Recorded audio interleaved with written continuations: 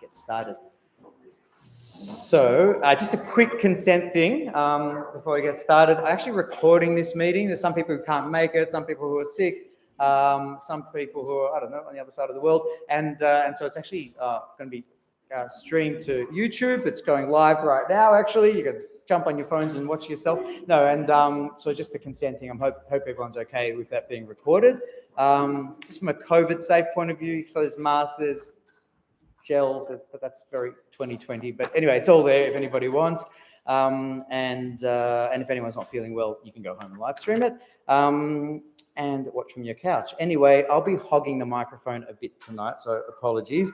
And I actually was a very shy kid, and my inner child's having conniptions right now standing here. We've had some meetings where there were 10, 20 people. That was manageable. This is a bit bigger, but it's excellent turnout, so very, very exciting. Now, who am I? I'm Dr. Mickey Schwarzbord. I work at the Kallista Clinic just here across the way, and thank you for the opportunity to chair this meeting. Chris Finnegan, thank you. She's principal of the primary school. She's keeping minutes, and thank you very much. And I'll begin by acknowledging the Wurundjeri people and maybe the Bunurong. I think we're sort of on the edge of. Thank you. But, and the neighbouring ones, traditional custodians of the land on which we gather, and pay my earnest respects to their elders, past and present and emerging, and extend that respect to all First Peoples here today. And wow, what a crowd. So thank you all for coming. Okay, so who here lives, works or plays in Kallista? Very good. Let's hear it for Kallista. Woo! Who lives, works or plays in the Patch? Yay! Excellent. And who lives, works or plays in Sherbrooke? Yeah, very good. Anyone who doesn't live, work or play in Kallista, Patch or Sherbrooke? Raise your hand. Go on, you can raise your hand. It's okay. Yeah, but we're gonna. Very well. Look, we'll ask you to leave, but it's okay as long as you secret sort of Hamlet business going on here. But yeah. Actually, so I attended a meeting in this hall some years ago. Some of you might have been there, and we heard women and men recounting their birthing stories, and there was a circle here and sharing their birthing stories. And tonight, if all goes well, we'll have a new birthing story of our own to tell. Is there a midwife in the audience? Yes, very good. All right, we'll get ready to catch, because I don't do obstetrics. And so look, when a child is born, one of the first things it's given is a name, and then they become part of a community, and there are those who assume responsibility like their parents, and they guide it, and that's really vital. And then it matures and develops a purpose and hopefully finds meaning, and that's really important. And whether or not it likes it, it's beholden to rules as well, and that's inevitable. And if it succeeds in life, it can go on and achieve really great things. And tonight, the intention is to give birth to a new entity, to a Township Group, which would be an association of volunteers, community members, us really, coming together to represent the local community with the intention just to do good at its core. And while it's made up of it, whoever joins and wants to become a member, and its years are really only numbered, unlike an individual, that entity's years is only really numbered by the interest and the participation and how long that goes, and if we set it up right, this Township Group can really endure. So the Township Group will have a name, a purpose, some rules to guide it, and with some effort, we'll achieve some great things. So just an aside, I guess, I acknowledge that we've all been through, can everyone hear me okay? Is that right? Yeah.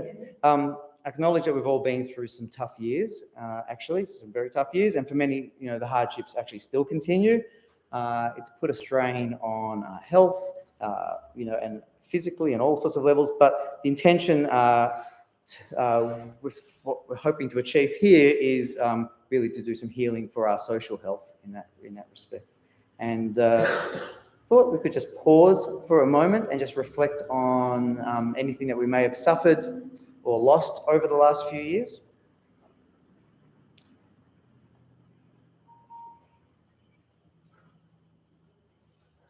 And, in that sort of space, just remember the market and just remembering that time of loitering amongst fellow villagers with a cuppa or a snag, and I think we can make that happen again, and hopefully some more as well. Just a quick word on volunteerism. Is an active selfless charity for the greater good. I made that up, but if you Google quotes on volunteerism, one of them is by Gandhi, and it says, the best way to find yourself is to lose yourself in the service of others. And I think, if people find themselves sometimes in a funk in life, they're a bit stuck, one of the best things is just to start doing things for other people. And you think, oh, life's so full, how could I possibly do any more? But look, here we are. You've made the time to come out now, and so clearly this sort of thing is valued. So it's really, really warming to see everyone here. A quick rundown on the agenda for tonight. I didn't want to print out 50 copies, so if anyone wants, there's one there, but and a few around, and I can be emailed it too. But bottom line, tonight's going to run a bit more like an info session than a parliamentary live debate. There's been a steering group that's been sort of working over the last month, and we're just trying to bring the community up to speed on what that group's been, the activities have been, and what some of the findings have come across along the way. Hopefully some representatives of community organisations who are here tonight are able to just share where those organisations are at present and what they see lies ahead. And we'll talk a bit about what township groups are, and we've got Jeanette Scott here from council, and she can also talk a little bit about township groups and how they function and what they achieve. And there'll also be a proposal, hoping we'll get to the point where we can get to a proposal about incorporating Kallista Village as a township group, and we'll get to that a bit later and explain what that means. And then there'll be a bit of an explanation of how to register interest. On the way in, you might have seen there's some QR code that you can scan and fill out an online form. It's actually a survey. It's a bit of a community consultation process to find out what sort of things you're interested in, what sort of groups you might already belong to, what sort of things you might like to see happen in the community. And of course, we get all your personal details, and that will be respected, and your privacy will be respected. That won't be passed on to any third parties, that sort of thing. And rather than interrupt the flow, we thought we'd leave like tea, coffee, and there's some really yummy stuff in there for the end of the meeting. So just, so it's not too disjointed. So hopefully you can hold that to then, and then we can stick around and sort of schmooze at the end. But please, please, please don't leave without filling out a registration, like that online form. If you can't do the online form, there's some hard copies, but then somebody has to sit at a computer and type it in afterwards. So if you could do the online form, that's good. And there is Wi-Fi here, and you can just search Wi-Fi and click on that, and you don't need a password. So if you want to do that before you go, that would be really good. And if you're watching from home, yes, there's a link on the YouTube, and you can do that as well. So now, before we start to maybe map out our future, it's maybe prudent that we pause and reflect on the past. And who better than our own John Lloyd, local resident, ex-park ranger, and member of the Monbulk Historical Society. Yeah? Please, come and have a...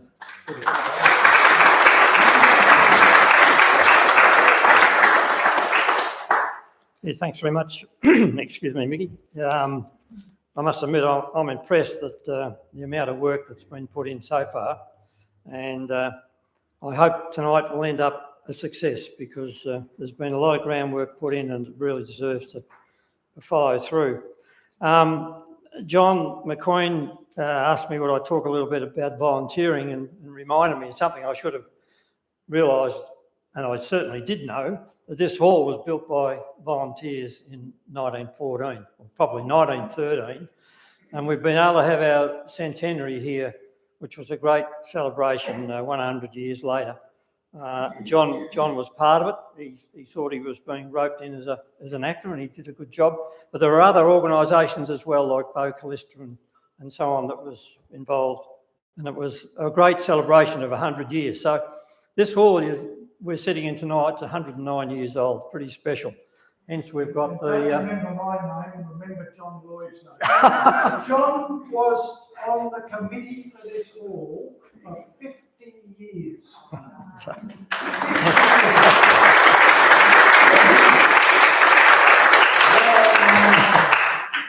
Thanks, John. We didn't have a meeting every month, but we had some very, very, very good volunteers And that's so important, people that were committed. And every 3 years we had to put a paid advert, actually had to do it, a paid advert in the paper, $300 it would have cost the Hall Committee, because the actual numbers of people that were on the committee had to go through the Governor and Council, so you couldn't short circuit it. And every 3 years prior to that meeting, we'd say, oh, well, we're going to get rolled this time. There'll be a whole lot of people turn up. And there'd be half a dozen of us sitting around a table in this hall and nobody would turn up. So we were re-elected again and again and again. And that's how we come to have the 50 years. But I hope I won't be standing here. But we are so fortunate in this community. We've got so many volunteers. When you think of the community house, 47 years, they had a committee of volunteers that kept that community house going. The school has got what was used to be called the school committee, or the school council now it's called. All those people are putting in time. Right on this same bit of Crown land is the fire brigade. How wonderful they have done. Fantastic. And they, every Sunday morning training, every Wednesday training. And when I think back of how some of those volunteers made it in the paper, in the 50s, the truck was so poor, on their way to a fire, the wheel fell off and they got their photo in the daily paper. And fortunately, things improved slightly and it's gradually got to the stage where it is today. But in 1962, when the fires started over in the basin, at about midday, when somebody emptied a briquette heater at the base of the western slopes, and that fire burnt the Dandenongs until the early hours of Tuesday morning when it was coming down the hill from Melinda towards Kallista. The amount of effort that was put in, and to indicate that, and once again a photo in the daily press of what they call the Ragged 13. If anyone can get their hands on a book called From Bell to Siren, because originally there was a bell here when the fires were found out to be needed to be attended to. The bell was outside the Anglican church where the market has been held in more recent years. The Ragged 13 was all these fellows that had worked tirelessly for days fighting that fire. Bill Lyons, who had the store here, he was one of them. Bernie Skeel, Jack Graham, my late father-in-law, Bill Wellard, my brother-in-law, Richard Wellard. About 13 of locals were draped over that truck and they had their photo in the daily paper. And I'm sure there's a photo of it in the brigade called the Ragged 13. Volunteers again. Very, very important. There are lots of other volunteer groups as well, and I just want to quickly go through a few of them. They've helped. We all have come to the Dandenongs because we love the place. One of the groups that's helped it, and you don't hear much about them these days, but they're still in existence, is the Save the Dandenongs League. Now, Betty Marsden, give them a clap. Betty Marsden, she was a councillor, she was Shire President. She's been in that league for a huge, they've had their 50-year celebration and their 60-year celebration. And 70, sorry. Yes, you're right, Carol. And she also was on this committee for the hall as well. So that's a good example of a commitment. Volunteers, you can't go past it. We're very, very fortunate. Now, I want to mention a couple of others. And we've got a representative here tonight from the Sherbrooke Lyrebird Survey Group. This group started in 1958. It's had 4 secretaries in nearly 65 years, studying lyrebirds, writing to the local press or local member quite often, trying to make sure that the lyrebirds are protected in Sherbrooke Forest. And we've got the lyrebird lady sitting right here. She'll be embarrassed, but give Jan Inkol a bit of a round of applause.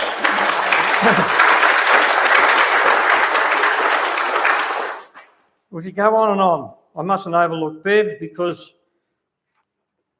I don't know where to start with Bev really, but the Dandenong Rangers Music Council, a wonderful organisation.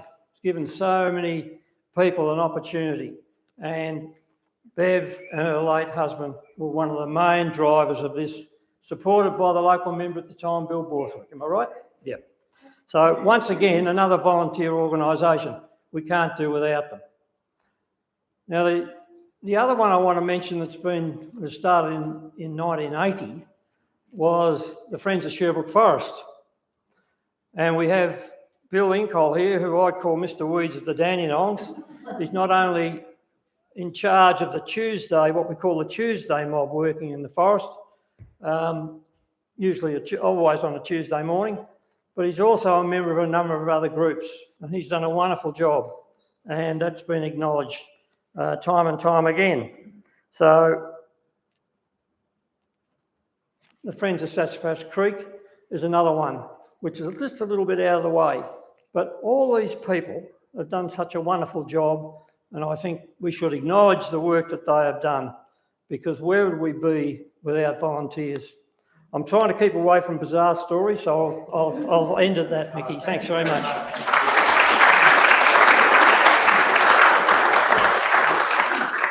right. Well, we're really standing on the shoulders of giants, I think you could say. I mean, it's well, no, I think so. It's a good plug for volunteerism. Maybe it's a reminder though that there's, it often comes down to a few doing a lot, and it's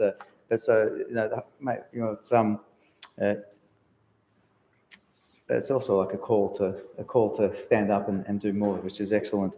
On the note of sort of honouring people, next on the agenda I had here was just two honourable sort of mentions I wanted to make, and one of them I think is really relevant. Both of them are. The Community House Board and members who have been running that organisation for many, many years. And I'm not sure if there's anybody from the Community House here tonight. They've certainly been extended an invitation, and I think I think it's been a very, very tough time for them. I can't speak on behalf of them at all. All I could maybe say for myself is that I feel upset myself that I never really involved myself with the Community House. I don't think I really walked in there enough or ever said, hey, how you going? Can I help? What's going on in here? It's been a busy couple of years with COVID, albeit, but it's very, very sad to lose that institution. And I think it's sort of forming a township group is a separate thing, and the township group can affiliate itself with so many of these organisations you've mentioned and be a really good hub for activity in the hills. But just really extending respects to the community, to all those who have volunteered since 1976, I believe the Community House was running. That's a long innings. That's a really, really long innings. And there'll be more to be said about that in a bit. And the other one would be, the Floodwatch group. I mean, that's just a really, really active action group here in Kallista. Again, haven't been part of that, but I, got to watch Erin Violi in federal parliament in this last week or so, mentioning Gleghorn Road and Rivington Road and Emberson Road getting a mention in Parliament, and with any luck, $150 million can come back into the local infrastructure and things can get fixed up. So that's really hardworking people, really, really hardworking people. So honours to them as well. At this stage, we'll go sort of launch into what's happened in the last sort of 4 or 5 weeks. Just to explain how we got here tonight and what's happened in the meantime. So Josephine's wholly responsible. No, I'll share responsibility. Josephine. I mean, maybe a year ago or so, I said to Josephine, wouldn't it be good to get the market going again? And wouldn't it be good to, get a festival up and running in Kallista, just a bit more life, a bit more action. And it was like, let's. And then, these things don't just create themselves. And then Josephine pinged me an email maybe 5 weeks ago, which was about an events, state grant for events, for putting on events, and that was up to like $25,000. It was some serious money for putting on events. But that deadline came and went very quickly, and we missed that. We've missed that one. Got some good news on grants though, so stay tuned. So we missed that one, but it sort of then got me looking into what's out there, what resources are out there. And then you start looking, and there's actually quite a bit of money out there to do some good things for communities right now. But you need to be organised. You need to be an entity. If you're not an entity, then you need to turn to another entity to auspice you to do these activities. And so I just sort of cold called some of the local organisations, John from the Hall, Luann, Randall.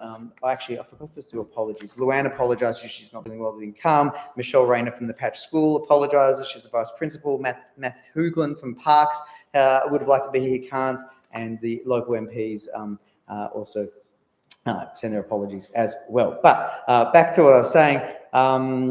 Invited the primary school, invited the kinder, and we just had a meeting. I sort of created a bit of a sense of urgency, so said, who's free tomorrow night? And lo and behold, we had the CFA represented, the school, the kinder, the hall, the traders, and we had just an initial meeting to sort of talk, or how do we get this up and running? And we had Brenda as well, who's been there from the beginning. Brenda's was employed by the community house as the market manager. You're welcome to talk for yourself, or I can just say a few words, but essentially able to explain, where things got with the market. And it was through no lack of effort on Brenda's behalf, but events coincided with the sense that the community house being in disrepair, and it's now liquidated, so Brenda doesn't have that role anymore, retrenched from that role. And so, but there was COVID, there were inability to use the toilets at the community house, or a few things which coincided, which meant that it wasn't so easy just to pull the market off as it had been running. So the market, I'm sure you know, it's the longest running market in the hills. It's been going since 1978. Who's been to the market? Show of hands. Everybody, pretty much everybody. And so I don't know, I sort of think of it as like the pulsing heartbeat of this community. Once a month you have the opportunity to come out and mingle and schmooze and rub shoulders, and people could have relatively affordable market stalls and sell things that maybe wouldn't be able to do at commercial markets. And it's really unique. And I think, maybe our first experience, I don't know how it does. I mean, we were living in Sassafras, and then we would have come to a market and thought, what a beautiful place, and ended up living here, so we've been living here for 15 years. But it's, I think it'd be, I sort of feel like not on our watch, we can't let something so historic sort of just slip away because of a few poor things like the community house falling into disrepair and COVID. It's just be a shame. So I think it's worth injecting some energy, and that really became our focus. I mean, the reason we got together, this group, was like, how do we get the market going? But out of that meeting, sort of realized, well, it's not, you can't just wish it back into effect. You need to be organized, and you need money, bottom line, and there's no longer a stream of money from the council for a market coordinator. Kallista was very unique that it even had that in the first place. Most other communities, Emerald, Monbulk, they don't get a stream of money from the council for a market coordinator. So that was very unique. And I guess it depends how you look at the market. It's not a commercial enterprise. It's more of a nearly like a village amenity, I would think, and that's how I sort of would view it. So talking at this meeting, we realized, okay, well, what can we do? And then this idea of a township group came up, because if you look at our neighbouring townships, Monbulk has Mad Cow, Belgrave, I'm not sure. Emerald definitely has the Emerald Village Association. Upway's got a community group, and they do amazing things. They really do amazing things. They put on billy cart races, they organise lantern parades, they put on festivals. And here we are in Kallista, and at the moment, with the sad loss of the community house, we don't have actually any organisation that can represent the community or hold events or put anything on. And so that's unfortunately the state at the moment. The kinder's managed by some organisation. The school belongs to the Department of Education. The CFA belongs to another organisation. None of them are going to step in and start making things happen. So once they come to that realisation, it's sort of like, there's all sorts of things that used to happen. Christmas carols. Well, the school had, on Village on the Green. There's really nice things that can happen but it just takes a bit of organisation. certainly not impossible. Certainly not impossible. Let me just stick to my agenda because I could just keep talking. No, that's pretty good. So really the prime goal and the main reason for coming together was let's get the market going. But then, if you set up a township group, well, that can become an umbrella organisation for all sorts of things. You could start to affiliate with the Lyrebird, with the Clean Up the Forest. You can garner members or working bee days, or you could do all sorts of things. Really, it's not beyond it. It just takes a few people to bring it together. And so then we thought, well, we don't really have a mandate to just form a township group because the township hasn't heard about any of this idea. So then we called this meeting. So we've met on 2 occasions. That's all so far. At the second meeting, it actually coincided with the Flood Watch group. I called the meeting and I didn't realize there was a Flood Watch group meeting on. That turned out, that was totally coincidental. And that actually turned out well because some of the MPs and councillors were in town. They, when the meeting finished, came over here, and having them present here really made it clear that that if you're an entity and if you speak up for yourself and if you say, hey, we've got needs and we've got energy and we've got ideas, then they're there to help you actually. Like since then, they've been sending emails, they've been sending ideas. Jeanette from councils, invitations to meetings, courses that you can do for grant applications, all sorts of stuff that you wouldn't know about if you didn't have that entity. So I'm digressing. So yeah, so we put this call out for this meeting, and felt feeling really energized by it. And it's really, I guess now we're really at this sort of cusp of what happens next, because the way I sort of see it, the people who came to those first 2 meetings, that sort of steering group, they're wearing some pretty big hats. We're talking running the CFA, that's probably no small job. Running a school, I'm sure that's a big job. Running the kinder, that's a big job. Volunteering for this hall, well, John's had his work cut out for him of late with some of the shenanigans that's gone on with the hall and the water and all of that. So everybody who's come along so far, good on them for the gusto and putting wind in my sail a bit. But we actually really need to. I guess this is only going to work from this point forward if there's people in the community who say, yeah, let's do it. Let's do it. Let's get together monthly, quarterly. Let's make some subcommittees. Let's organize ourselves and get things happening. And I personally think that's not, that's certainly doable. I've done a lot of the yards in the last month organizing this meeting, and that's fine. But it's not going to be it's not going to be a one-man show. When you're sitting here saying not that many people came to meetings, I'm thinking, okay, I hope this initiative works. I think there's too much riding on it for it not to work. So, and I hope everybody can find sort of their place within that. So it's a little bit of a rally cry, obviously looking for membership and looking for interest. So out of that meeting, we had an invitation to go to a regional township network meeting. So John went along to that. And so that's where all the township groups, so as far in the Shire, so as far away as Mooroolbark and Mount Evelyn and over to Emerald, and they all get together, and the township groups network with each other and share ideas, and so that's quite amazing. If you form a township group, my understanding, Jeanette could talk a bit about this. If you form a township group, the council insure you.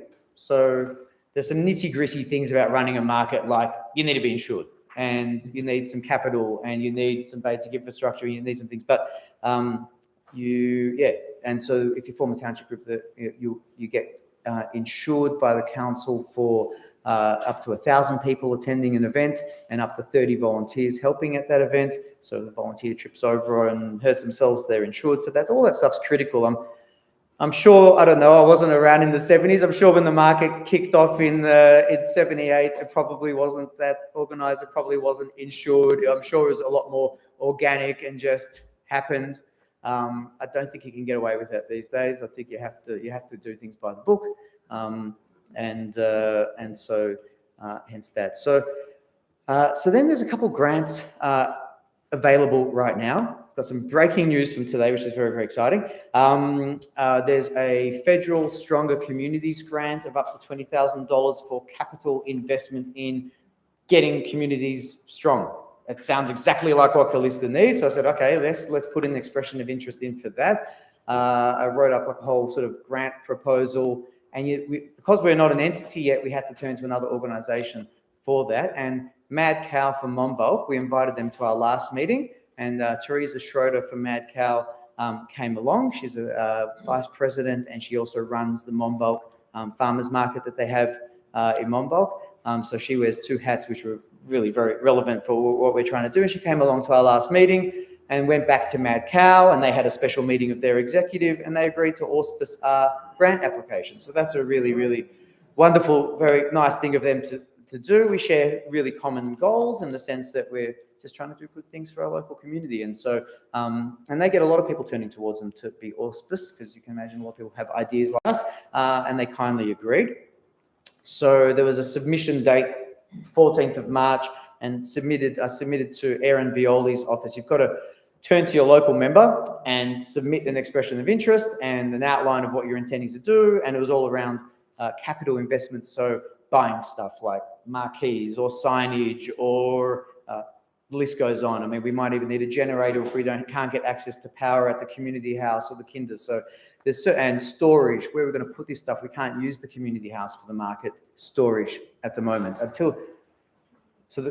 basically the community house, I don't know if people know, but essentially, maybe Jeanette can go into it a bit more, but essentially there's mold, there's water damage, there's a couple $100,000 worth of work, and it's a council-owned asset that the community house organisation was renting from council, and that asset sort of is falling into disrepair, which is a real shame. So I don't think the Township Group at this stage, in my eyes, I think that's our problem. I think that's council's problem. But if council gets the community house or gets that building back to a place where it's usable, well, then I'm sure the Township Group can do some good things with it. We can, I don't know, you can have toy libraries, you can have tool libraries, you can have meetings, and you can, run the market out of there and have office space, all sorts of ideas. There's just a lot of potential. But so that's a suggestion for council.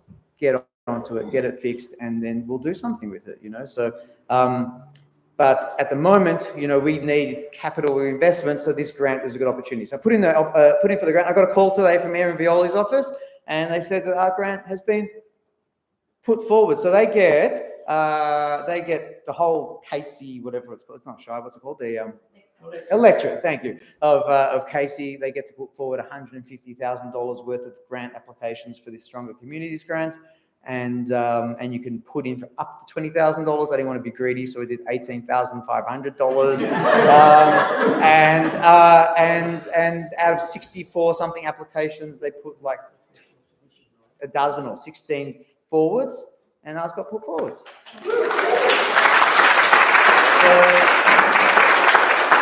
So there's still there's a bit of rubber stamping and work to be done. You actually still have to do the grant application for that to happen.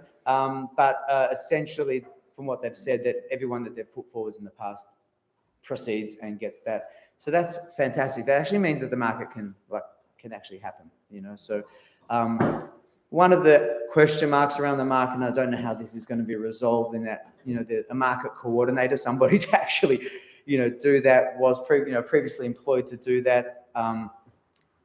So there's other grants as well, and there's other directions to turn. There's a Hills Recovery grant, which is, I'm getting a hurry up. There's a Hills Recovery grant, and which is $10,000. That application has to be in next month. So there's some work to do there. And from going to information meetings around that, that's a Shire grant. So that's $10,000 that can be applied for every month through the Shire, that you can apply for a $1,000 grant. Anyway, there's different avenues of getting money. We could turn to the Bendigo Bank, and I'm going to have a meeting with the head of the Bendigo Bank next week, and then next month they've got a sponsorship thing open. So that's all happening now. So hence calling the meeting now and trying to get some momentum now. And if there's anybody here or at home or who knows anybody who is experienced with grant applications, I've never done a grant application in my life before. I've never run a community group in my life before. So, really, it'd be really good for the urgency at the moment would be for have people step forward who have experience with that. I do know some people outside of Kallista who can help, but it'd be really good if it was, some locals. And then we can start to get some cash injected. So nothing's going to come into the community money-wise until about like the middle of the year at the earliest. So that's just give it some expectations. So if we're wanting to get the market up and running, we're really looking to the other side of winter. So hopefully for spring. And we've got this concept that we talked about that when we start the market up, we could start it off with a big bang. We could just trickle it in and just start it, or you could start off a big bang and do like a market revival festival is one concept where it's a bit of a town-wide celebration and all the organisations are involved and we have some stages and maybe we use the school grounds and we have a lot of fun. And so to turn to the Bendigo Bank and say, maybe you want to sponsor a stage or something like that. And we have some local performers who get some money out of it as well and do some fun things as well as get the market up and running. So Brenda's kindly volunteered to help hand over all the market information and such. So that's essential. So that's where the buzz is at the moment. And I think, that's a good goal to work towards. I don't think we can get it happening earlier than that unless somebody just wants to come down here and start the market next month. But it's sort of, I think we should just do it properly, and we need to be a township group and associate incorporated and do all that so we can get insured. So there's a few steps to go through. That was that main bit. Maybe on that note, any questions about some of that stuff that I just said? That was a bit of a ramble, but I think I said most of the things I had on my mind. But that's basically the activity that's happened over the last month, which is quite a lot. And there's a lot to happen over the next month in terms of getting those grant applications off. But I'm happy to do that. I'm happy to have some help for that as well. And on. Sorry, Mickey, can I ask one question? Yeah. Outside of the market, what is the vision for the Township Group? Is it about creating Kallista, like putting Kallista on the map, creating a destination town, people who live here to inspire people? What's the? I think it's a really one fantastic thing. We don't want that bad, but I think a long-term goal for you having a village incorporated village type thing. What else? Well, I think they'll have to ultimately be, the members and the committee and the people working together will have to share that. In the survey, thank you for asking. I mean, in the survey that you can scan and fill out, it's a bit of a community consultation. It's exactly with that agenda to sort of find out what do people want to see. And I've written a long list of ideas. Some of those may never happen, and there's an option to add in more and just put those ideas out there, I guess. But I guess, Aaron Violi, when he was here at the meeting a few weeks ago, sort of said, well, it's important at the outset to be clear about what your purpose is. And I've written down like some ideas. One purpose is to represent the people, represent Kallista, the Patch and Sherbrooke, and to have that sort of wider view, not just Kallista. The name that we're proposing is Kallista Village Inc., because Kallista Village just sounds really nice, and Kallista is a lovely word, and to call it something long or an acronym or something, we sort of just settled on that. But surely it's really open to anyone in this sort of line of, through here who aren't represented, I guess, and so one idea is representation. What does that mean? Well, I don't know, because, if there's 1,000 or 2,000 people living in this area, everybody has their own needs and interests, and it's not necessarily just an agenda for people to say, hey, I need this done in my backyard, or I don't want this to happen. So it's certainly not going to be a complaints department. Already a couple of people have sort of come saying, oh, I don't like this and I don't like that. And I don't know, certainly, I mean, if you're a volunteer coming to try and do some good things for the community, I don't think your agenda and your meeting should be full of issues. It really should be like, I don't know, I'm just let's just get stuff done sort of thing. So I think the vision is a let's get stuff done sort of organization and put all that energy into the market to start with, but Christmas carols and other community initiatives. Well, the next thing on the agenda is to try and hear from some of the local organisations. So I don't want to hog this for too long, but each of those organisations, when we had the meeting, the first thing I noticed is that a lot of those organisations are actually finding it really, really hard. The hall didn't have anybody renting it for, well, John will talk, but there was COVID. They didn't have anybody using this space for a few years. That's a huge loss of money. The CFA used to sell, make money out of the market and do really well out of that. This kindergarten made a couple $100 every sausage sizzle. So without those events happening, the school, Chris can talk for the school. Look, there's I think there needs to be an injection of energy. Is it putting Kallista on the map? Yeah, absolutely. I mean, I'd be great. But people might have different visions for Kallista. Some might like it cute and quiet and untouristed. But if you're a trader, you might actually like a bit more business. So it's going to be some conflicting agendas depending on who you are, to be honest. And I think try to be respectful as much as possible. Not everybody wants noisy parties in their neighbourhood. Not everybody likes drumming at the market, so it's sort of how do you balance all this and be attentive to that? I think first of all acknowledge that, and then just work with it and bribe people. No, I don't know. No, but I mean, like, really, that's a good question.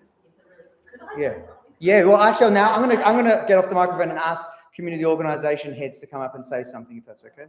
Yeah, definitely. Okay, yeah, but the mic. Can I turn the camera around? I went to something today and we talked about, so I'm training from the school open road, and we talked about together as principals of the schools up here about how can we help our communities flourish. I love that word because it's about being positive. It's about having what we need to grow and enjoy life. It's, that Maslow's hierarchy of needs. It's not just about having the basics, the shelter, the food. You need that, but it's actually about what do we need. Like, this is about life, isn't it? About community, connection, art, sport.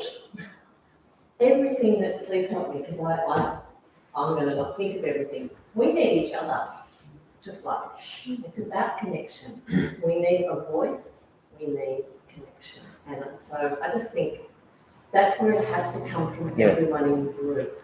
Yeah. Oh, yeah, we've really been in survival. Yeah. Because we've all got different interests, and so we should. Like, I say to the parents at my school, you're the advocate for your child, we all have to be. And we all have to be advocates for what we know, because we don't know what each other knows. So that's my thing. I think flourishing it's the joy of life. Well, we've been in survival mode for a few years, and I think now it's time to thrive a bit. Now it's really time to, to step, to say, well, what, and it's just exciting. It just makes it fun and make life fun. Yeah.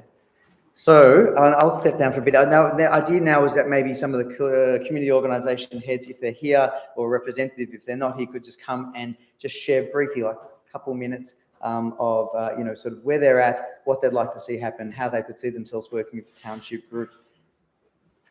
Chris? I have some parents here. But the people at home might not hear you. Is it okay to come forwards up here? I'm just wondering if I said something. Richard, you've been our school council president for a long time. It's not involved.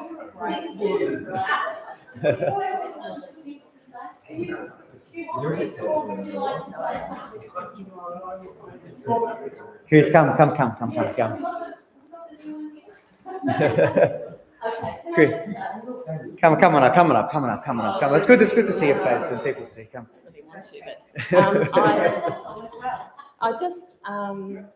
I suppose I agree, like we've all gone through COVID, and I feel like we're coming out of the shadow of COVID now. I feel a vibe in my community. It's back. It's coming back. So we've lost some of the routines, the processes, the connections, the relationships that we had.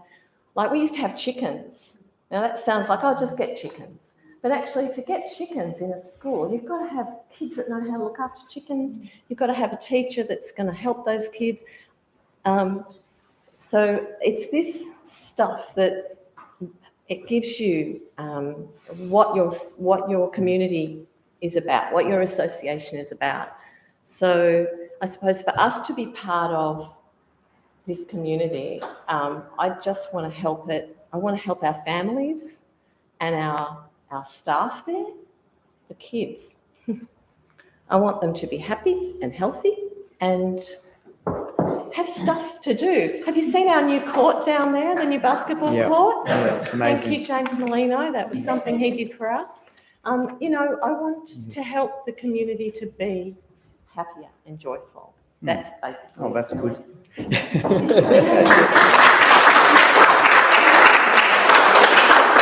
Thank you. That's actually a really good asset for the community if the school's able to share that, because the market got rained out, I'm sure, quite often. And one concept is that, hey, we've got this undercover space there. You can't put marquees or park cars on it, but you could put some trestle tables and say, hey, that's our wet weather option potentially. We'll have to work out insurance things, but it's actually a whole new avenue now that there's a covered area in Kallista. So We can put bikes on it, we can put trestle tables Yeah. on it and chairs on it, we just can't drive cars. yeah, oh, very good. Anyone from the kindergarten here in lieu of Luann? No, that's okay. But I mean, they did voice at one of the meetings how, that the market was really vital for the injection of funds, like I mentioned before. And, I'm not sure how numbers are at the school and the kinder and all that sort of thing. But, the more vibrancy there is in the community, the more people go, yeah, I want to live there. I want to go there. That's great, and that's what drew me here. CFA, I'm not sure if Peter's here. But did you want to say something at all about the CFA? How's the CFA? Have you got volunteers? Have you got numbers? How are you doing? Okay, the CFA is not a separate little part. It's actually wanting to be part of the community, and we really value being out there, and that market was wonderful for us, not just for fundraising, but those connections and the questions people asked, and really getting people to understand, about fires and what to do and what not to do. So we really want the market back. We want to be part of this Kallista Village thing. I shouldn't say that. And we're just there to be part of it, and we want to be involved. That'll do.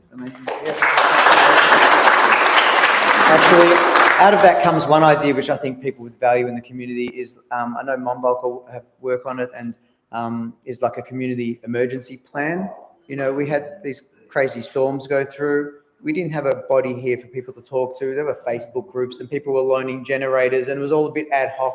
And Josephine and people from the school saying who needs meals and people delivering stuff. But it was a bit mad, really. And we should be more prepared in future. And so if you have, a community emergency plan, Matt Hoogland from Parks, who couldn't come tonight, said he'd be happy to be involved in a subcommittee like that. I'm sure one person or someone from the CFA to be involved in that. And then we actually start to have something that's like, well, where do you go and what do you do, and what makes sense for us, here. The Yeah. RSL, not like RSL, set it up beautifully. I go to them Yeah. and say, give us your model, tell us Yeah. what worked, what will you do next Yeah, time. there'll be a lot of consultation to work it out. So you'd have to reinvent the wheel. Yeah. Very good. John, did you want to say anything about the mechanics hall or just Just a couple of John McQueen comments, if I may. As has been said, COVID has created a problem for us all, and it's getting out of it. But so much of what used to happen in the hall now happens virtually, with people in their homes, in their lounge rooms or bedrooms or whatever, doing their Tai Chi or whatever over the internet, rather than coming back to the hall, because that's what they did during COVID and lockdown, and they're continuing to do that. So the sorts of things that we had in the community aren't as viable as they used to be. And the community house is a really good example of you don't know what you've got until you've lost it. And we've lost a community house for a number of years. The committee has disbanded. The assets that it had has been handed back. It will be, I think, a couple of years before the council actually provides the funding in its budget, as opposed to a budget line, to get the community house back to physical operation. But there's a hall here, and there's space around the hall that can be used to do some of the things the community house did, but isn't going to be the perfect solution either.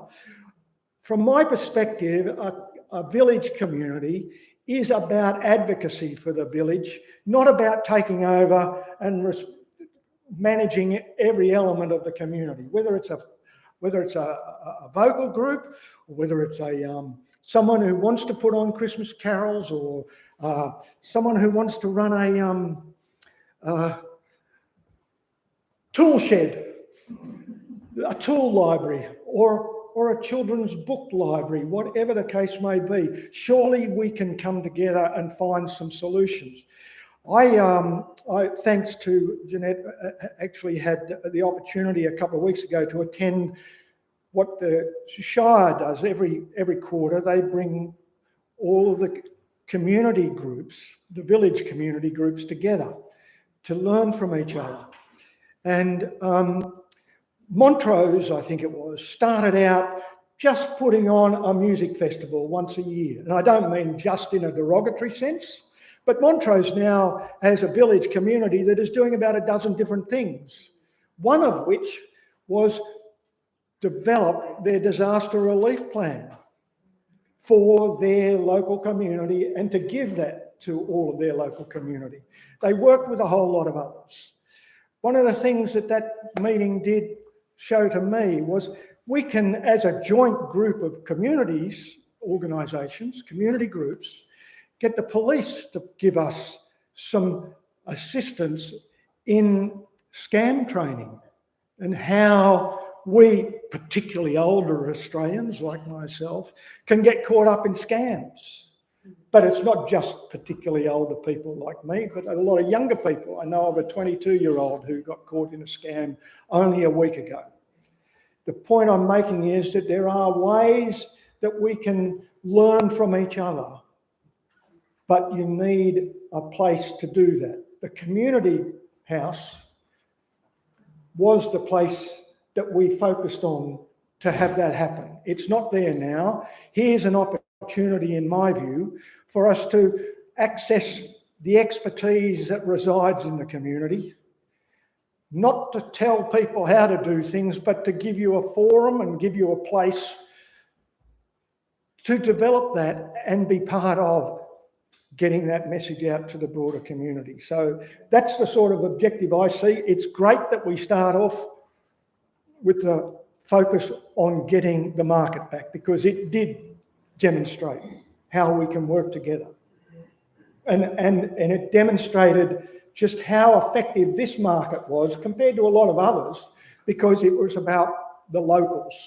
We weren't charging huge rates for people to come and set up, $5 for kids or whatever the case may be. They'd come down there and they'd play their guitar or whatever the case may be. But people saw it more as a place to come together than it was anything else. And if we can get that back, then we as a village community, Inc., Kallista Village, can provide the mechanism for that to broaden out into many other things like it has in Montrose and many other of the village groups that exist here.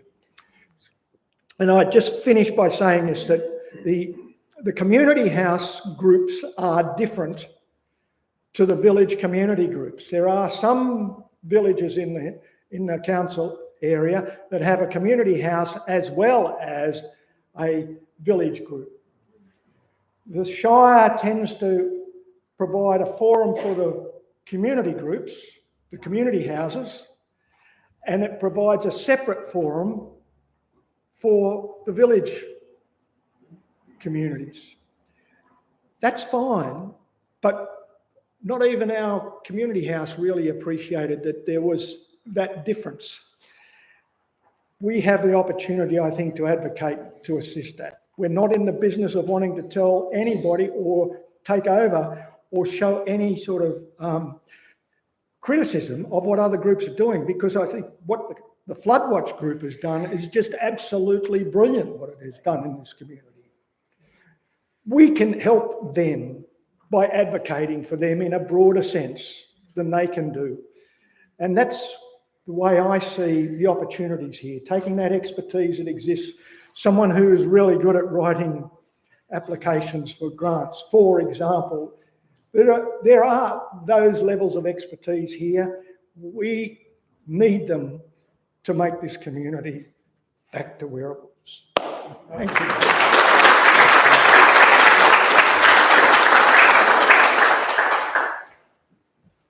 Anyone else from the community represent Kallista traders? Joseph, do you want to say anything on behalf of where the traders might be at, or?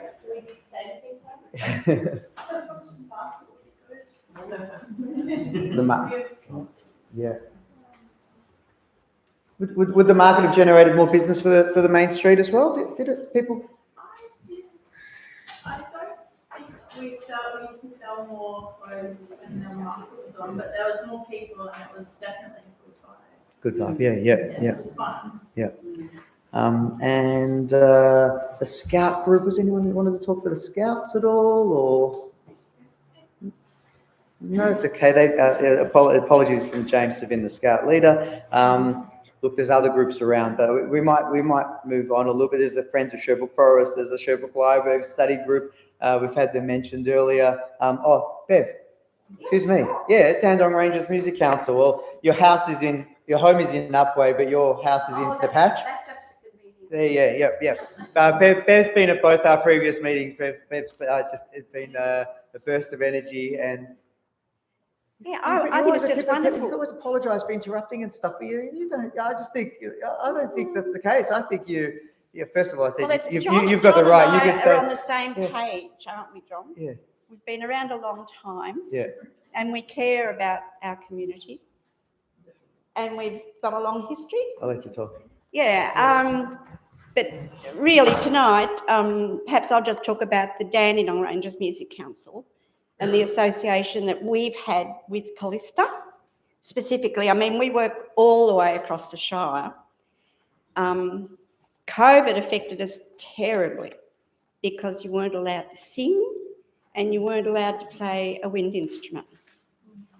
So that just completely devastated hundreds of people because music was their therapy and their service, because they learned to play, they learned to perform, and then they perform in the community. So we're recovering now, but people are still very, very, very cautious, still very cautious. There's, just as a matter of interest, there's a chamber orchestra. There's a hot jazz orchestra, which plays 1920s stuff. I've got a dream. We're going to do some good stuff here. The hall is a jazz hall. People would come along to the jazz hall. There you go. Yeah. And of course, what you've done is you've confronted me with my memories of you see the Fenton's nodding, of what my kids did here. I have four kids who went to Kallista Primary School and 4 who went to the kinder here. And then when the market started, they all busked with every other kid in the district who could play for 5 minutes even. And they got their pocket money, in their cases. And then we had the carols. And Norma Durand, if anybody knows Norma from down here Glegg, up here somewhere. There's a wonderful photo, I think, in one of the history books of Norma and the carols just on the village green. We used to have fancy dress balls here for the kids, just amazing things.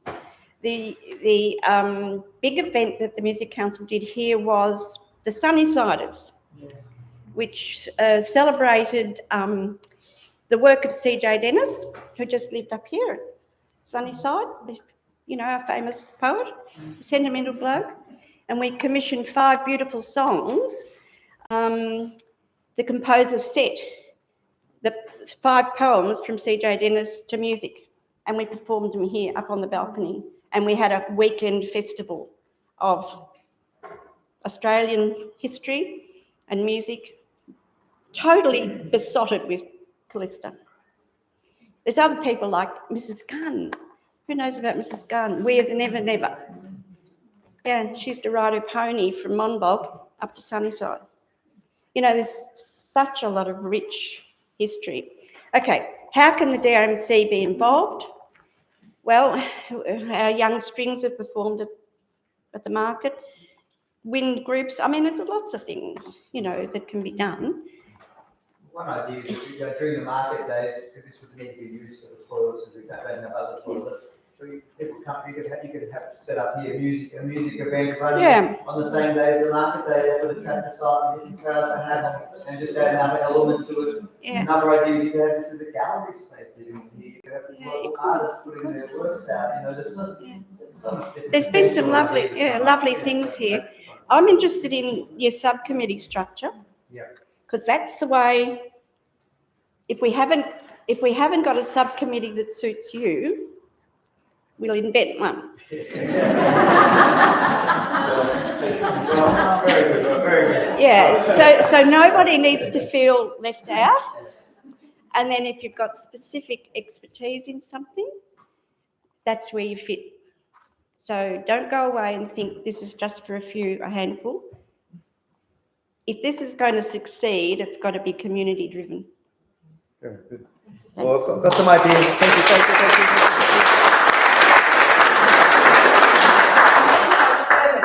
I think you've never seen me before.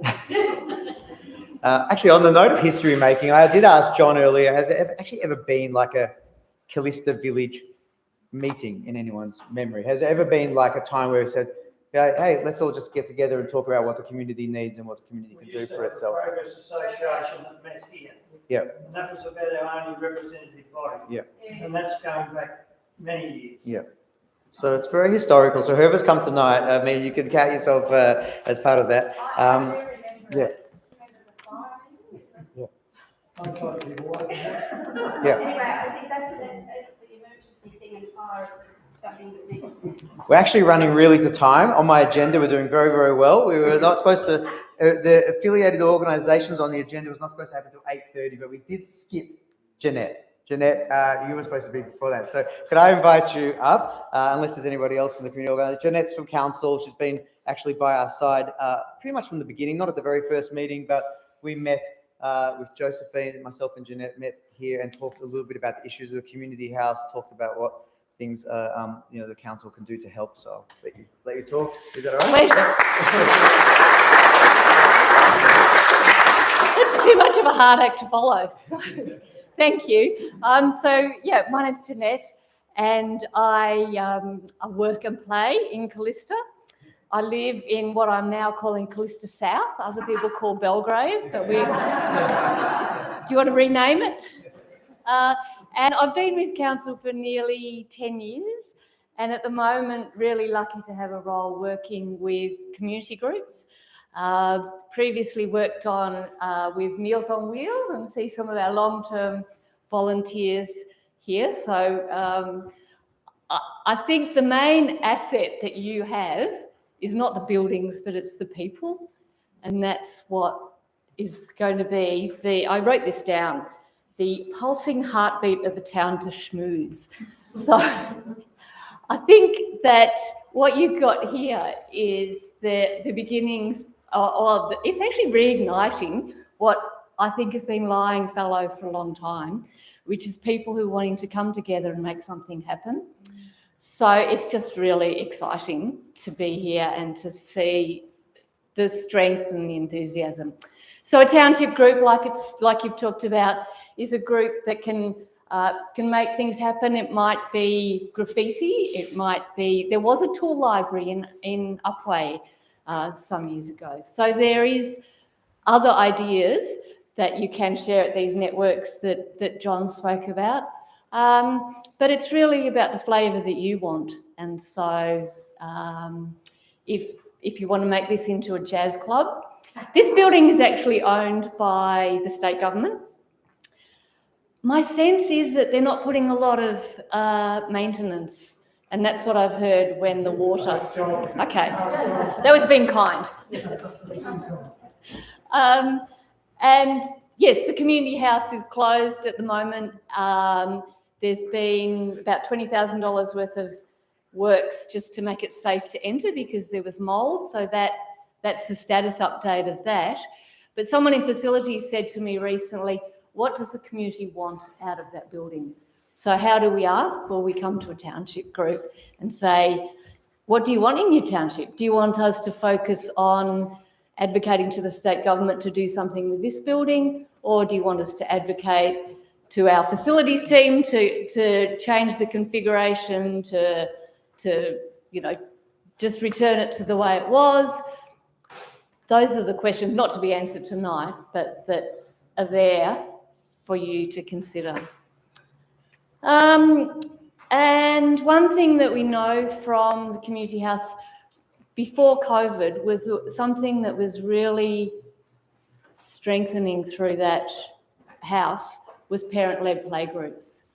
And so we know that the group Mums of the Hills, I don't know, is anyone here in the group Mums of the Hills? There's a lot of families in the hills who are, and there's a lot of interest from families wanting to connect. So there's a high level of homeschoolers in the hills. There's all of these sort of options we can work together to find out what the needs are. So has anyone got any questions? Is there anything you wanted me to add? I can help with grants. So yeah, Mickey and I've been talking with grants. And the insurance thing, I mean, we'll clarify that as time goes on. But Yeah. So does that insure like events around Kallista, or just like not this area because this is state, or it ensures that? We can work out the details. But basically, once you're a township group, you can fill in the application for insurance. That gets sent off to the insurer with a list of what you want to include, and then the insurer says, okay, tick, tick, tick. So you can't do chainsaw training. It's real. I don't know, maybe fire twirling, drumming. Oh, no, you can do drumming. Just in terms of insurance, so just to follow on that, the state government, the department, it's now pays insurance for all of its resources. This building and the back and the car park down here are all part of Crown land and are all covered by insurance 24 hours a day, 7 days a week for everybody who's on them. So we're not asking the Shire to deal with that. This part of the law for insurance for it's not building insurance. Yeah. But liability insurance we are covered. Can I ask a question? If this burns down, that's it. Yes, that's it. That's a disgrace. That's all a disgrace. I can give you a reason why that's the case. It's the case of just about most of the hills, not just most of the hills, most of the departments with assets all over the state that are run by volunteers. Because the cost, 3 years ago, we had to stop paying insurance on this place for fire and other damage. Because the cost was taken out of it was a loss on an annual basis. That was 3 years ago, before COVID really hit.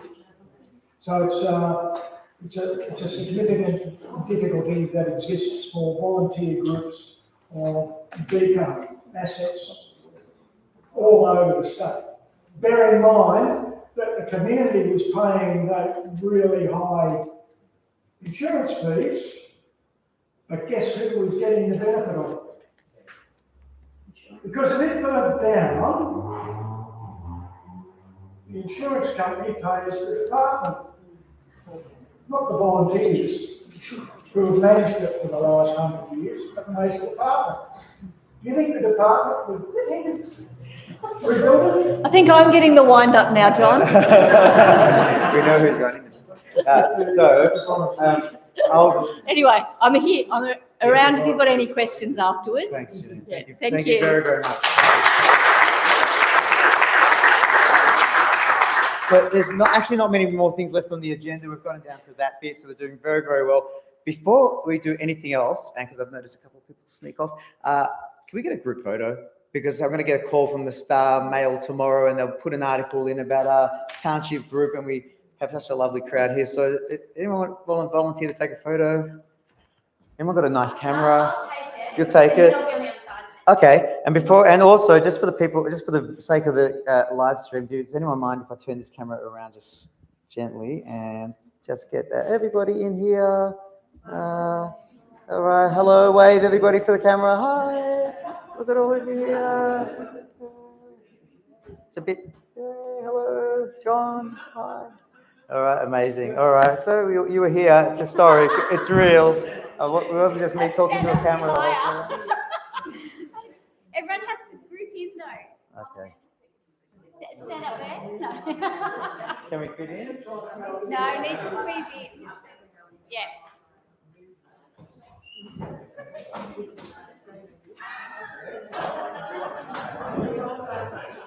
Yeah. I'll do one. I'll do one on this camera. We'll just stop the live stream. Sorry, people who are watching the live stream. Okay,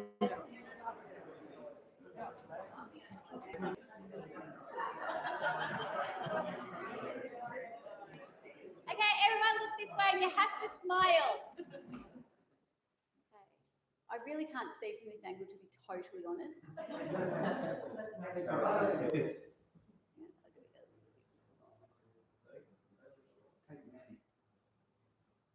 There we go, okay. I'm going to take one more on this camera because I was told that they may not accept mobile phone cameras at the paper. So, yeah. Oh no, that's perfectly fine. Last time I was in the newspaper. And it was like. 1 second. Make that wide. And 1 second. Oh, that's got like everybody in there. That's really good. Can you hop in, Mickey? Well, we can actually all hop in. 1 second. I'll just be a bit cheeky. And like, you won't believe the technology these days. Sorry for the people on the live stream who's being left out of the photos. If there's anybody watching. Oh, yeah, we've got you, and we've got. Okay. It's actually voice activated. GoPro, take photo. GoPro, take photo.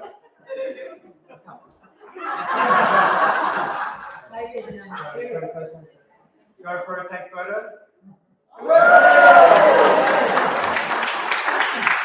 GoPro, take photo. GoPro, take photo. It doesn't do me. What? All right, I'll just plug this back in for the folks at home, if there's anybody, or for posterity's sake, either way. Please fill out the membership form if you're going. Please fill out the registration form. So thanks, that was a really good opportunity, that one. The last bit of business is actually really important, and that is the proposal and to incorporate Kallista Village as a group. Now, different ideas around this. Do we leave this for another time? Do we just do this now? And I just don't think we're going to get this many people together to get a rousing sort of, yes, let's do it. Now, let me just explain what it is before you vote for it, because that would be a bit silly otherwise. So incorporating is basically creating a new entity. So at the moment, we'd be called Kallista Village, and we'd be an unincorporated association just by the fact that we've all rocked up, we're all acting like members, we're all having a say, we're behaving like an organization, and so we're an unincorporated association at the moment. What that means is if I go and organize an event tomorrow and I call myself the organizer of an event and somebody hurts themselves at that event, that people running it can be held legally liable. When you create a new entity and you incorporate as an association, that's one aspect of it. It's not the only aspect of it, but that's one aspect of it. It's a very important aspect of it.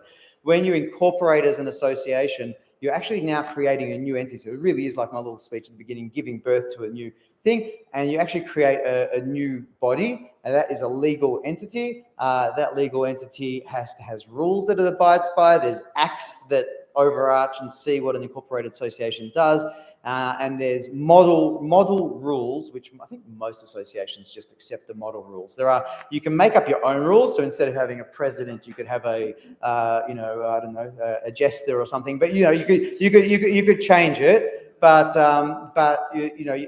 it actually costs you more money. So if you want to incorporate as an association and follow the model rules, it costs like $40, $50. It's not expensive. If you want to change the model rule, it costs about $200. That's just all nitty-picky stuff.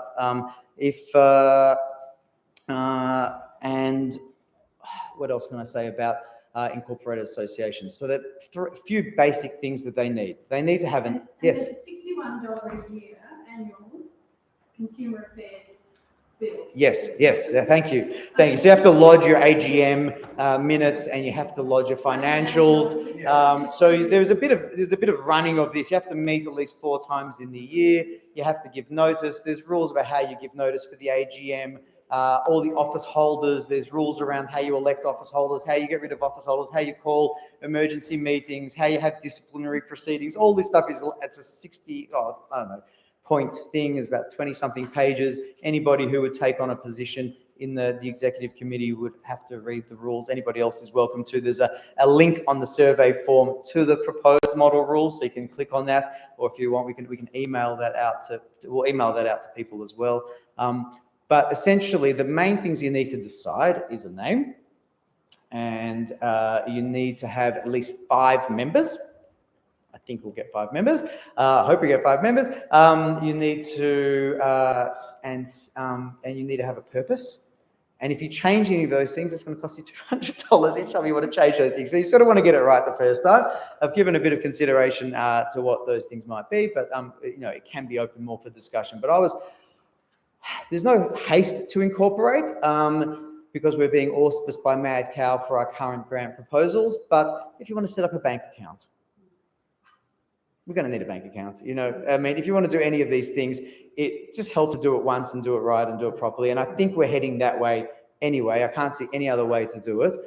There are other options are being unincorporated and having the legal implications of being sued if you run an event personally. There's co-ops. There are some other ways of doing it, but I think most organisations, I mean, every footy club, every place you go to, it says Inc. at the end because they're an incorporated association and they all run this same sort of way. It seems like a big deal to be, you know, oh, I'm going to create some whole new association, but I think nearly every community organisation you see runs like that. So it's not actually such a big deal.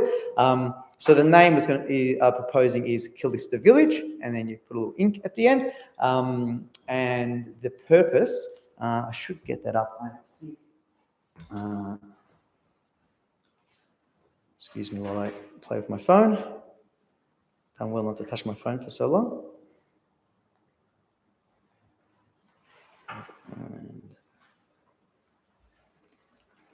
And tell me if this sounds like a reasonable purpose, but it's sort of had to make something up. The purposes of the association are to represent those who live, work and play in Kallista, the Patch and Sherbrooke. That's the first point, and to co-create community together through organising events and supporting local initiatives. So that's pretty broad. A local initiative could be anything from, it could be an action group if it turns into that sort of direction. It could be a tool shed, it could be a play group, it could be anything that we want to initiate that the group thinks. So that was really all the purposes. I didn't want to make it any more complicated than that. Membership is by definition anybody who, I can go down, anybody who agrees, any person who is eligible to be a member, any person who supports the purposes of the association is eligible for membership. It's pretty easy. The way that Mad Cow run in terms of membership, the way that they run it, that they'll say, you know, we've got these expression of interest forms tonight, and that would mean that you get onto a mailing list and we tell you about meetings and you come along. Mad Cows say that if you've come to 3 meetings and then apply to become a member, then you can be accepted as a member. We haven't set up anything yet. I think we'd have to talk about that at our next meeting. It's beyond tonight's meeting, but that sort of thing that, you know, rather than just anybody jump online and fill out a membership form and then never come to a meeting again. One of the issues is if you want to change anything or vote anything in, you need a quorum, which is 10% of members. So if you have 1,000 Kallistaites sign up because they all want to be part of this great organisation, but then never come to a meeting again, you really need active participating people to be considered members. There's members and then there's committee members. The committee members would be, you know, that's the executive committee. That would be, you know, chair, president, vice president, secretary, treasurer, and ordinary members, which just doesn't sound very nice. We could call them extraordinary members, maybe. But yeah, so that's what make up the executive committee. When you go to incorporate, initially, the minimum that you need is an acting secretary. So whoever logs online to Consumers Vic and registers the organisation as incorporated association, that person then becomes the first secretary of the organisation. And then you've got time to actually call a meeting together, give everybody due notice, at least 21 days, put it on the agenda that, yes, we're going to elect an executive committee. I don't think we're going to elect an executive committee tonight of president, vice president, treasurer. I think that's beyond tonight. So, okay, we'll move on. I had grand ideas initially. So I think we can leave that to another meeting. At the minimum, we'd need, you know, just somebody to represent the organisation and do the paperwork and If anybody would like to nominate anybody for that, we can. How are we feeling about, on principle, voting? If I propose a vote that we incorporate as Kallista Village Inc. and accept the model rules and accept that as our purpose, can I put that to a vote? Great. So show of hands. Well, that looks like unanimous. Don't feel no one's arms being twisted. No. Do you want to turn the camera around? There was a lot of arms. There's all the hands there. So yeah. Anyway, I can vouch for that. You have to believe me. But there was a lot of hands there. That's wonderful. Well, I think we can give a clap.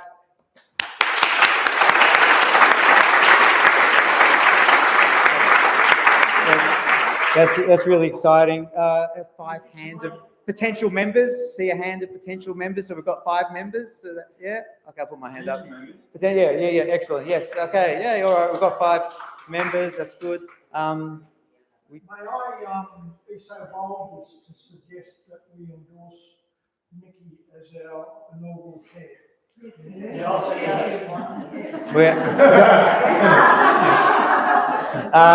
Thank you.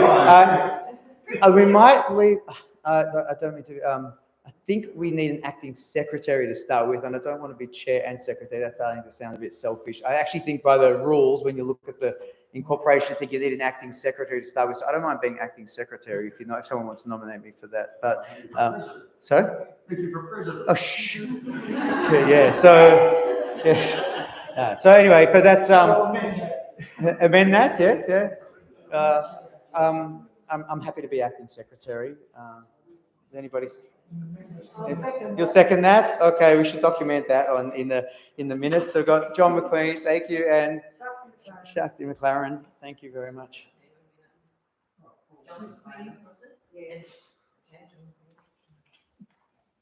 All those in favour? Thank you very much. I feel very endorsed. I'll act like a secretary. I don't know if there's an outfit that goes with that, or I can just dress like this. Is that all right? Yeah, thank you. All right, good. All right. Well, that means a lot of paperwork. I think someone said secretary is like the worst role. You don't want to be secretary. Yeah. What? But that's just it's like we're gonna have we'll have a meeting and we'll nut that all out later and hope we'll see what happens. Yeah, just acting, exactly. Yeah. So I don't know that there's anything else. We'll be obviously a not-for-profit association, and there's all these sort of rules about conflicts of interest. I don't think I've got any to declare at the moment. I mean, I work in town, and I know some of you in other capacities, but that's not. I don't think that's an issue. And thank you. So that gets the show on the road. That's really important. So I'll go forwards then, and we'll have minutes from tonight. We'll send out whoever's filled out the form. We'll get get the minutes from tonight. We'll get some feedback on the survey that's been handed around. So that's a good opportunity to find out what people actually want. And then you'll get an invitation to the next meeting. On that survey, I just added in today what day of the week people would like to have a meeting on. I was going to propose every 4th Thursday of the month, but Mad Raven running business every Thursday night, and so they apologise for not being here tonight. They would love to be here, but they can never be here on a Thursday night. So if people can do earlier in the week, let's just put it on the form what you can do, and we'll put out there a date, and hopefully that works for people. But I'd like to. Yeah, I don't know what time's good for people. I don't want to go too. I'm a bit of a night owl, so I don't mind late. But maybe earlier. I don't know, dinner time. I don't know what conflicts. I didn't put that on the form in terms of time. But well, I think ideally to keep the momentum going, I was thinking we would have monthly meetings to start with. Just briefly before we break up, so we've got tea and stuff. My tummy's rumbling. So please fill out the form. It's essentially like an expression of interest to be a member and be involved and get communication. You do have an option at the end to fill out the form and not want ongoing communication. So if you want to just fill out the form for information from the community, you don't have to actually click, I want to be bombarded with emails afterwards. I'll try not to bombard you with emails afterwards. We'll try and keep it simple. So we'll get a meeting date in a month, and I'll email that out, and hopefully it works for most people. And but we can live stream. Proposed agenda for next meeting. I gave that some thought. I thought we could sort of start already this idea of who would start thinking, go home and think, could I do something with this organisation? Would I be interested in? I'll throw out a few subcommittees. Bev will like this. So the executive committees. So we went through those roles. One would be about getting the Kallista Market and other events up and running. So that'd be another subcommittee. Grants and funding. So I'd really like someone who's interested in that too. You can email kallistavillage@gmail.com. That's just a temporary thing for now. We might get our own domain name one day, but that's for now, and that will come to me. And then if anyone can help with grants, that would be great. Another subcommittee would be like communication, social media, web stuff. So yes, getting a website up, Facebook. I don't do Facebook. I don't know all those other social media platforms, Insta, whatever. But it'd be really good to get those off the ground, and that's how a lot of people know about a lot of things. One idea would be to have like a subcommittee of, like Josephine put it out there, for for welfare. Like there's people in the community who are vulnerable, who are isolated, who don't come to meetings, who don't speak out, who may not come, but they might have just got home from hospital, and they might not know that they can get meals from an excellent community group down the road or such a thing. So one idea would be a welfare subcommittee, and that is a big role, but it's an amazing thing to do. And part of that would be maybe community development. And the other subcommittee we mentioned was like emergency management plan. So there's some of the working ideas to start with, and I was hoping at the next meeting that people would come already with some concept of how they might get involved on some of those fronts. And then we, start brainstorming, start getting to work. But I will get to work on these grant applications. Do people want to know more about that, or just go for it? Okay. All right. Yes. Any questions? Anything else before we? I think we're nearly wrapped up. I think we've done very well. I said 7:30 to 9:30. I thought, and it's 9 o'clock. That leaves us half an hour for tea and chats. Is there any questions? Anything else?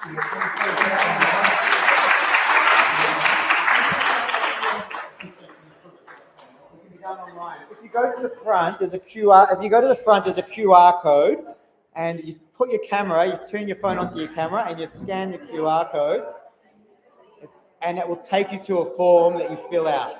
But if not, you can handwrite a form, leave it here, or give it to Josephine at the store, or drop it. Go, Josephine. Are you happy to collect forms at the store? Yeah. So we'll have the QR code at the store, and you can submit your forms to the store, and that's a wrap. Is that good? All right.